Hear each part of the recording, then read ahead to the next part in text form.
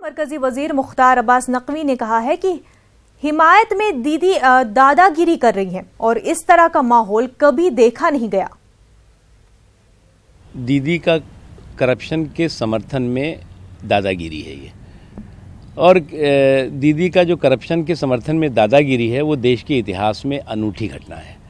जिस तरह से पश्चिम बंगाल में अराजकता और उद्दंडता सरकार के संरक्षण में चल रही है, अराजक तत्व राष्ट्रद्रोही ताकतें पूरी तरह से सीना तान करके हिंसा का माहौल पैदा कर रही हैं, वहाँ की सारी संवैधानिक संस्थाओं को ख़त्म करने पर तुली हुई हैं।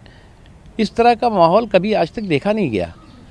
और एक चुनी हुई मुख्यमंत्री सुरक्षा बलों को, अर्धसैनिक बलों को, पुलिस को बगावत के लिए उकसाए, ये अपने आप में एक गंभीर बात है।